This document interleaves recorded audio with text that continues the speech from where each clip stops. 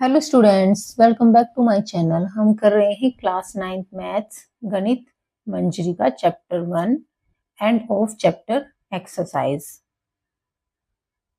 Question number 11, let P Q be points of trisection of AB एक line है और उस पर P और Q दो पॉइंट्स दिए गए हैं जो लाइन को तीन भागों में बांट रहे हैं। With P closer to A, जो P है वो A के पास में है, and Q closer to B, और जो Q है वो B के पास में है। Using your knowledge of how to find the coordinates of the mid point of a segment, आप अपनी जो नॉलेज का प्रयोग करिए और हमें फाइंड करने हैं जो लाइन सेगमेंट AB है उसका मिड पॉइंट हमें फाइंड करना है। How would you find the coordinates of P and Q, और P और Q के कोऑर्डिनेट्स आप कैसे फाइंड करेंगे। Do this for the case when the points are A 4 7 and B 16 -2। देखिए हमें एक AB पॉइंट्स दिए गए हैं, उनके कोऑर्डिनेट्स हमें दिए गए हैं। अगर हम लाइन A और B को मिला लें तो उस पर हमें P और Q दो पॉइंट्स दिए गए हैं। जो P है वो A के पास में है और जो Q है वो B के पास में है, जो लाइन को तीन भागों में डिवाइड कर रहे हैं। देखिए ये क्वेश्चन नंबर 11 है। हमें A पॉइंट दिया गया है और B पॉइंट दिया गया है, इसके कोऑर्डिनेट्स हमें दिए गए हैं। A के हैं 4 7 और B के हैं 16 और -2।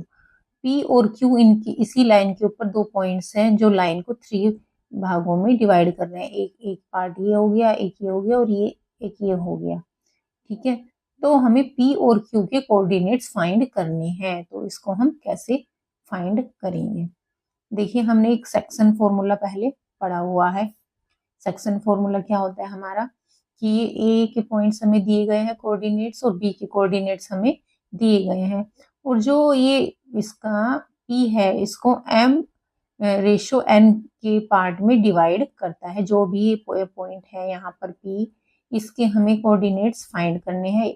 इसके दिए गए हैं और इसके दिए गए हैं, और हमें पता है कि जो ये P पॉइंट है, ये जो इसकी डिस्टेंस है AP और PM, इन दोनों के बीच रेशो क्या है, M रेशो N का है। मतलब यहाँ पर दूरी 2 हो सकती है, यहाँ पर 1 हो सकती है, या यहाँ पर 4 हो गई, यहाँ पर 2 हो सकती है। तो इस तरह M और N के रेशो में ये इसको कट कर रहा है, इस लाइन पर स्थित है। तो इसके लिए हम सेक्शन फॉर्मूला लगाते हैं। सेक्शन फॉर्मूला क्या होता है, P x y, P के जो कोऑर्डिनेट है वो x y है, वो हमें फाइंड करने हैं। तो P x y equal to क्या होगा, M x2।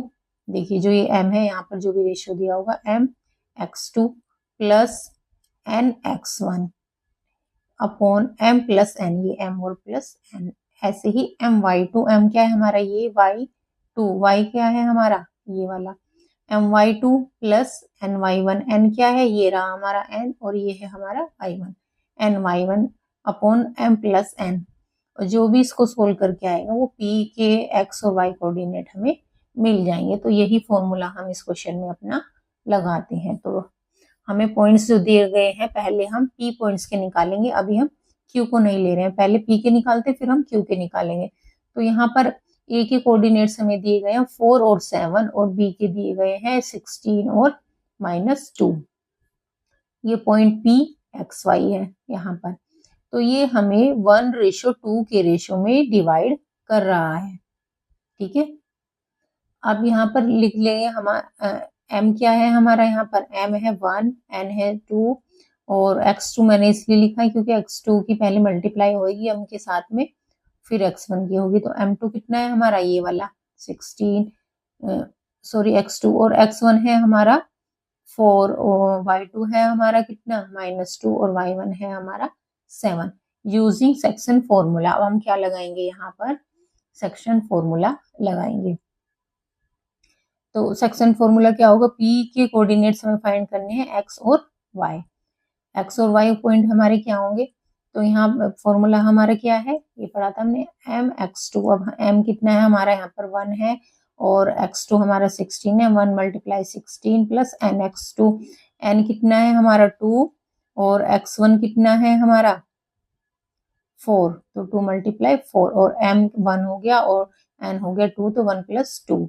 ऐसे ही हम यहाँ पर लिखेंगे 1 मल्टीप्लाई, यहाँ पर m है हमारा 1 और यहाँ आएगा my2, y2 कितने है हमारा -2 प्लस n कितना है हमारा ny1 आएगा ना, यहाँ पर n है हमारा 2 और y1 है हमारा 7, तो नीचे हो जाएगा m + n1 + 2। अब इसको सोल्व करेंगे, 1 की 16 में मल्टीप्लाई हुई 16, 4 2 जा 8, 16 + 8 अपॉन 3, 1 और 2 3 हो गए।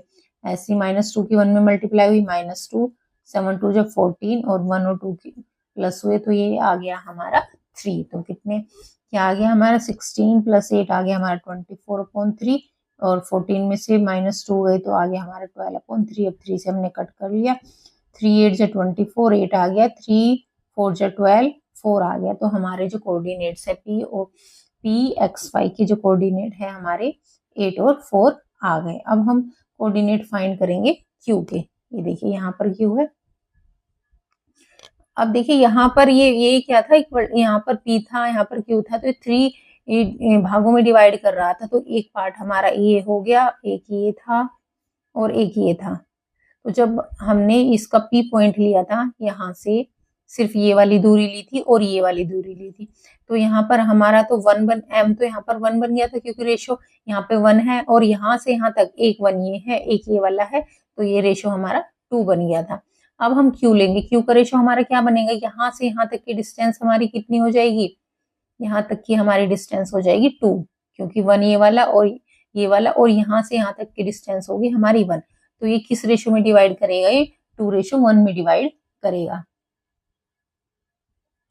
देखिए अब हमने Q को ले लिया, पहले P को लिया था। अब A की कोऑर्डिनेट है हमारे 4 और 7, B की कोऑर्डिनेट है हमारे 16 और -2। यहाँ हमारा P था, P को भी हमें लेने की जरूरत नहीं है, क्योंकि हमने P की कोऑर्डिनेट हम फाइंड कर चुके हैं। तो यहाँ से यहाँ तक की डिस्टेंस ये हुई 2:1 और Q के कोऑर्डिनेट हमें फाइंड करने हैं x और y। तो हियर m = 2 हो गया और हमारा n = 1 हो गया। x2 है हमारा 16, x1 है हमारा 4, y2 है हमारा -2 और y1 है हमारा 7। अब फॉर्मूला लगा देते हैं, qxy = क्या होगा, mx2, m क्या है हमारा 2 और x2 है 16, 2 × 16 प्लस होगा हमारा nx1, n कितना है हमारा यहाँ पर 1 है और x1 कितना है हमारा 4 है, तो ये लिख लिया हमने। और नीचे m + n 2 + 1।